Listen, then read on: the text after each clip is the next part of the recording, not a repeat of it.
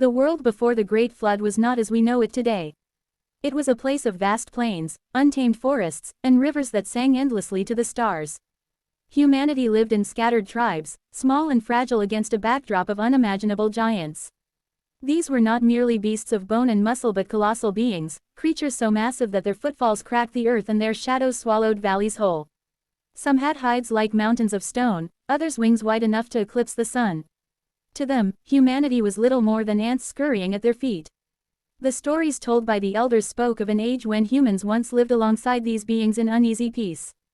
But as the Earth's resources waned and the balance broke, the Colossols began to wander endlessly, hunting not only for food but for new lands to claim. Wherever they roamed, devastation followed. Forests were stripped bare, rivers turned to mud, and fertile valleys crumbled beneath their weight.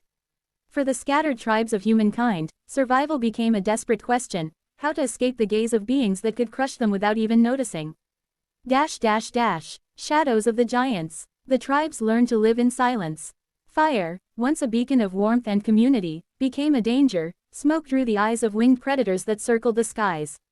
Children were taught to walk without snapping twigs. Songs, once sung to the stars, were now whispered in caves. The world shrank to shadows and hiding places. Yet hunger gnawed at the people. The lands where they once hunted and sowed were now trampled wastelands. Crops would not grow in soil churned by colossal steps.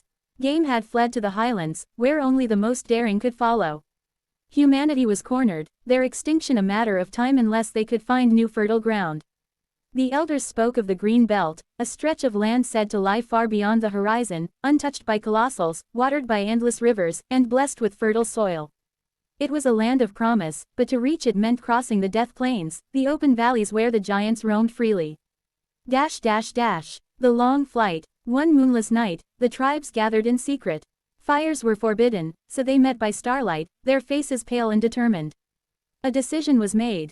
They would abandon their ancestral homes and set out in search of the Green Belt. There was no choice: stay, and they would wither; leave, and they might yet endure. The journey was perilous from the first step. Whole families carried what little they had: bundles of dried roots, stone tools, skins stitched from deer. The strongest warriors walked at the edges, ready to sound the alarm at the first thunder of colossal footsteps. Children were bound close to their mothers, their mouths covered so that no cry would betray the group. They moved at night, resting in caverns or hollowed roots by day. Scouts climbed cliffs to map the movements of the giants.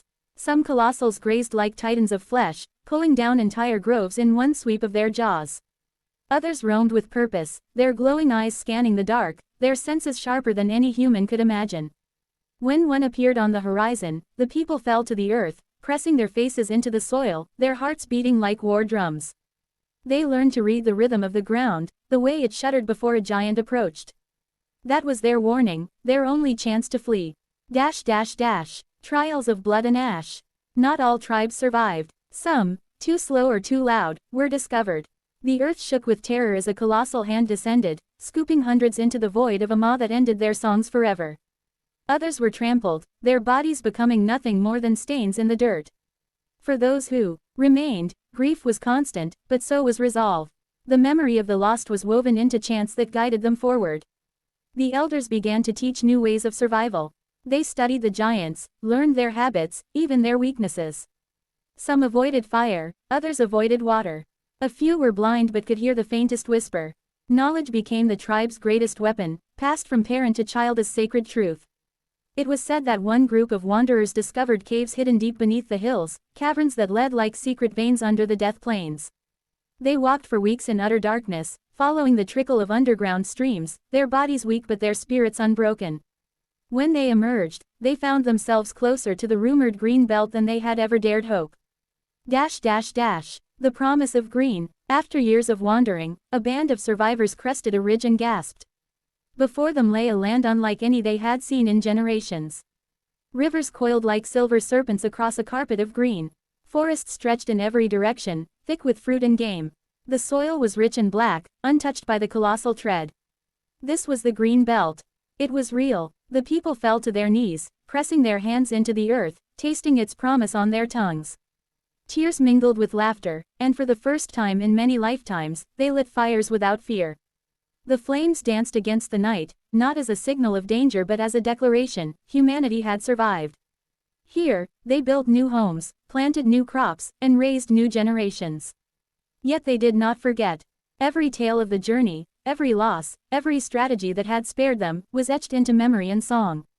They became more than wanderers, they became guardians of knowledge, warning their children never to forget the giants that still roamed beyond the mountains. Epilogue. The coming flood. But even this sanctuary was not eternal. The green belt thrived for many years, but whispers spread of gathering waters, of rains that fell without end, of rivers swelling into monsters of their own. The Colossols, restless and hungry, were on the move again, driven by forces even they could not withstand. The elders prophesied a great flood, a cleansing wave that would wash the earth and drown both man and giant alike.